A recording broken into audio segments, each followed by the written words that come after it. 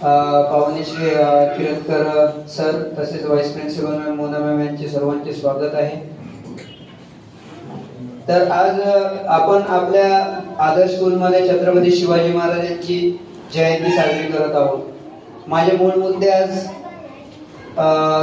दोन तीन आहेत। एक स्त्री अन्याय, दोन जाती व्यवस्था वर्ण व्यवस्था आणि मुख्य मावळे कोण। तर छत्रपती शिवाजी महाराजांचे मुख्य मावळे कोण आहेत माहिती आहे का तुम्हाला?